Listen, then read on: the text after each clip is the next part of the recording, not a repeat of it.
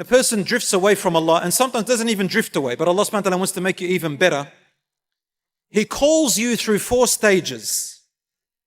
In other words, Allah gives you da'wah through 4 stages. Da'wah means an invite. Allah invites you back through 4 ways. The first way is the easiest way, that is for everybody. Every single one of us in this room and around the world gets this first stage for free. The first stage that Allah goes through is He shows you and clarifies to you the guidance by exposing you to opportunities to listen or to read or send someone to you to remind you, such as the khutbah on a Friday. Everyone can sit down and listen to the khutbah. That's why we must not talk or engage with anybody during the khutbah on a Jumu'ah. Allah is guiding you. Just listen. Everybody can do that. I've heard young people tell me, you know what, subhanAllah, today I was thinking about this. I opened up my phone and on YouTube, what's the first thing that came up? This. SubhanAllah, wallahi, this is a sign. Yes, it is a sign. It is a sign. So Allah sends you free guidance. Now, if that doesn't work for you and you continue to go astray, Allah then goes a little, He guides you through a little bit of a tougher approach. The second stage, He will nurture you through disciplining you. So first, you didn't take the reminder when you were comfortable. So then Allah nurtures you by disciplining you. Now I want you to think about discipline in relation to parents. Someone who cares about you. If your mother or father discipline you, or you discipline your children, is it a good thing or a bad thing? Of course, with the correct way of disciplining, with care and compassion. You will appreciate that your parents disciplined you in order for you to be principled through care and love. Even sometimes it may be harsh for you, such as confiscating your phone or confiscating your whatever is distracting you. So Allah nurtures you through discipline. How? He will bring a problem into your life, a challenge into your life.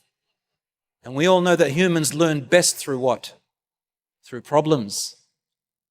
And that's how Allah subhanahu wa ta'ala dealt with all the prophets and messengers and the companions. So if you have a problem, know that Allah subhanahu wa ta'ala is guiding you. Take it in a good way. Now, that problem is going to be your medicine. And once you overcome it, inshallah, you're going to be much stronger and better.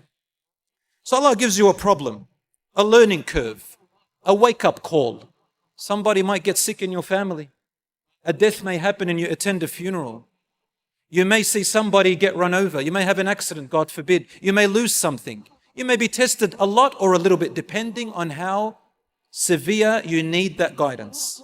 Then, if that doesn't work, Allah will intensify a little bit more to the third stage. The third stage is, He will bring you something compelling. The problem is up to you how you want to face it. But when He brings you something compelling, it means it's something that you must face. You have no way to avoid it. You have to face it. It could be a court order. It could be a fine. It could be someone that's facing you and you have to deal with that. You can't run away from it. It could be anything like that. It could be a sickness, God forbid. Anything like that, it's compelling. A suffering and a minor punishment. Allah says, and we shall surely let them taste a little bit of punishment or a little bit of hardships in this world. And Allah calls it adna, which means the lower test. Before the bigger test, the bigger punishment comes. Why? Allah says, لَعَلَّهُمْ يَرْجِعُونَ, in the hope that they will return. So why are little punishments happening to you in this world? In the hope that you may what? Return. So you can stand up again. If that doesn't work, no reminders, no problems, no compelling situations, over and over and over, and they accumulate, and we decide to run away from Allah to everything else to numb our desires and our fears, drugs, alcohol, crime, God forbid, haram images, haram relationships. I hear of some youngsters, they run away from their parents because into a relationship. This is toxic. The first guy that talks to her, she says, I can't wait to get out of this toxic family. I hate my dad, I hate my mum. And then she runs off with the first guy who takes her, I want to run away, take me away, thinking he's her Jannah. He ain't your Jannah, darling.